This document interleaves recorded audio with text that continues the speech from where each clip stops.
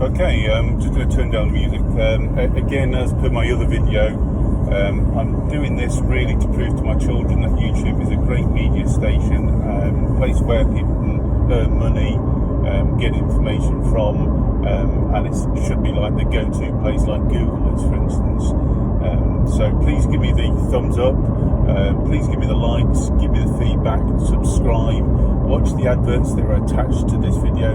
This is very important to a subscriber, to somebody that's doing the videos, that things like that are done, because that's how it's measured within YouTube, and then that way there is an earning potential that comes from YouTube after a long sustained period of time of people watching X amount of hours of the video, watching X amount of adverts. It doesn't cost you guys anything, and it will be something that I will be able to say to my kids, right, it's taken me X amount of time to be able to get the right amount of followers and the right amount of hours watched, etc., in order to earn, which I will feed back to everybody as well.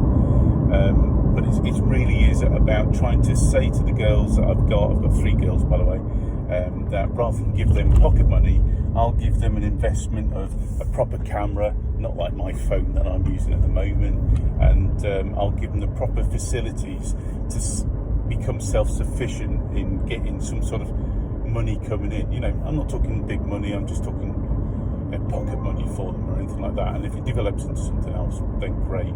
So I'm currently driving a Volvo S90. It's got 33,700 miles. You may have seen my other review that I've done where I was telling everybody my experience over the 2-year period. Give you a rundown. I did 28,000 miles in my first year. The remainder of the mileage has been covered in the second year. The reason why my mileage has drastically changed was because of COVID.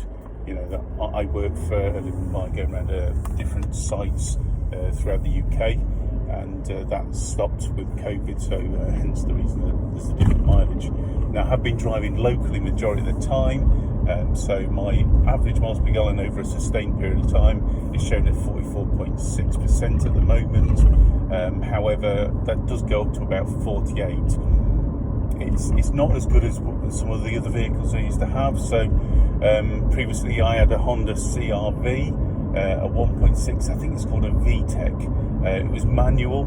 It was the SE model, so it had like the sat nav and everything else in there. The reason why I had that car is because we've got a dog, and I thought I would have the dog in my car, which it turned out didn't. So I've gone for a saloon this time, and no doubt my wife will maybe go for an estate next time. I didn't particularly like it. I read the stats, the brake horsepower and the 0 to 60s I thought I could live with, but when you're doing sort of 25,000 plus miles all the time, you don't want to work the engine as hard with the high revs and therefore the noise element as well all the time, and that's what I felt I was doing in the Honda CR-V. It was using the rev range all the time, coming down gears to nip past people, thinking far too ahead, whereas really, you know, when you do a lot of miles, you just want to get in the car and drive, which the Volvo allows you to do. I've really liked it. You can see it's not a particularly noisy car. I've got certain things set, so it reminds me if I'm going over a speed limit. I've got the cruise control I use even in the 30 miles an hour speed limits restriction area, which is great. I use the automatic high beam settings, so if there's no vehicles at night in front of me, you know, the high beam will go on. If there is, then they'll automatically go down to low beam.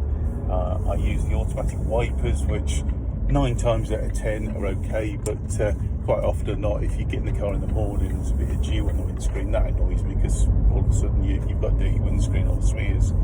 I don't know whether you're like me, but I prefer not to have the smears in the car. What else is there to tell you about the car? It's comfortable, but would I choose another one? Now again, you know, I do high mileage, so it's a good question. I probably would, but I know I would because it's based on price, and this is why I'm in it now. You know, I had before the CR-V, I had a Mercedes E-Class, the 220. It was far better than this car. You know, I'll put that out there straight away. Mercedes E220 is far better than a Volvo S90, in my humble opinion, based on the amount of miles that I do, the comfort that I expect, the miles per gallon I expect, and the running cost that I expect. Servicing in the S90, the reason why again I went for the S90 was based on price. Now, with that, there's obviously the monthly repayments that I'm looking at, which I was fortunate to get a really good deal from Stone Acres in Lincoln. Hi guys, thanks very much. Hope to see you soon. And if you do want to lend me a car because I've mentioned you, then brilliant. Now that deal, it's only roughly, but I think I'm paying about £330 a month over 3 years, based on 25,000 miles per annum, on a lease scheme that I've got. So I don't have any rights to buy the car at the end of it. I just hand it back. And I believe I'm right in saying I put the first 3 payments up front. It's got no maintenance involved in it, but it didn't need to be, because the beauty of doing high mileage in a Volvo was the Volvo didn't need servicing until 18,000 miles, whereas most of the cars I seem to be looking at nowadays, it needs servicing every 12,000 miles. Now, although the Volvo was a higher service cost, it was less frequent.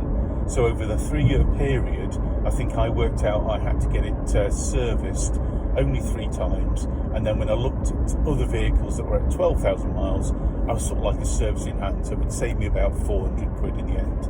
I don't like the cost of the servicing. That seems to always start with a 3 or jump to a 5. So it's 350-ish, let's say, to 500-ish. So they're not the cheapest car to get serviced, but as I say, the regularity was what sold it for me. The Mercedes, on the other hand, when I look at that was sheer quality, very similar after-sales service, I must say. They're both on a par there, but I was probably one of the only people out in the world that had a manual E220, which is probably another reason why I changed it and went for a drastic change. Would I get the Mercedes E-Class instead of the S90? No, because it was another £100 a month. They're fantastic cars. I'm a fan of Mercedes, but there's no way I wanted to spend effectively over a 3-year period, pushing up towards £4,000. It just wasn't worth it. I work for a living, and therefore money has to be a deciding factor with the car I get. When you look at lease plans, for instance, your wife might turn around to you, or your partner might turn around and say, to be politically correct, why don't you go for a Ford or a Vauxhall, something that's run-of-the-mill? Why are you going for the flash cars? Well, it's simple. The flash cars have very high residual values, so they don't depreciate as much as the Joe Blogg's car does, which is where I see the Fords and Vauxhalls. It's more in that area of being an everyman's car. But because they sell them en masse, or because maybe quality-wise there's a difference, I've not been in a Ford for a while, so I don't know the difference. But they don't have such high residual values at the end. So when you're looking at a lease plan, almost a rental, they have to consider how much they're going to get for that vehicle after X amount of miles and X amount of years.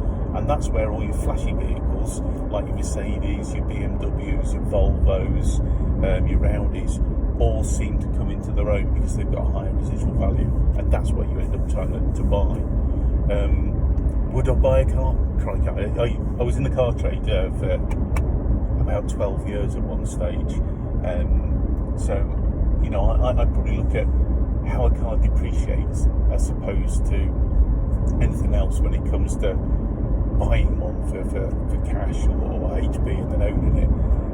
And when you look at how much a car depreciates, and that is at an actual cost to you when it comes to get rid of it, I worked out that there's a very minimal difference between the depreciation and the cost of purchase as opposed to rental. In fact, 9 times out of 10 when I looked at a vehicle, to buy it was more expensive than it was to rent it, purely based on how much it depreciated over a period of time. So that's where I am with that. When it comes to, I've rattled on about all sorts of things here, I do apologise, but I want to sort of cover things and I don't know how to cover things. thumbs up, subscribe, blah blah blah. Let me know what I'm doing wrong. Brilliant. Give me some feedback based on what you want from a video, which would encourage you to listen longer rather than me rattling on. That I'd really appreciate. And if I'm not being quite correct with the way that I'm doing things, then please let me know. I'm an open book. I'm in my 50s. I don't know what I'm doing. I've got an iPhone that I don't use half the time. I'm just driving around to my dad's house. That's the reason why I'm doing this now. Now, one thing I will do when I get onto this junction, I'll show you, put it into dynamic now. Now, I'm doing 26 miles an hour and I'm just under 1,400 revs. I go into dynamic, I've got the same speed, it immediately goes up to 2,000 revs. So it immediately goes up to 2,000 revs. So it's got the guts that people seem to suggest on reviews that it doesn't have. Now I'm on a T-junction, so I'm having to look away.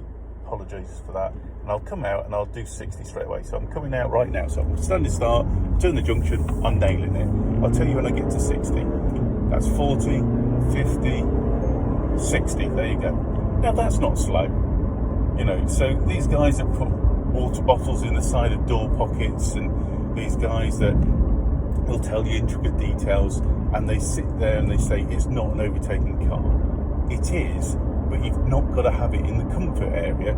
You've got to have it in the dynamic mode, and you'll get what you want from it. Just realised as well, it's got multiple ports to be able to put a USB charger in, you know, cigarette lighter, the rear, inside the glove box. I've got a new phone, which is a Samsung, in the glove box, and I've just taken the USB charger for my iPhone out. So this is going to die a death very soon. So I'm going to say goodbye.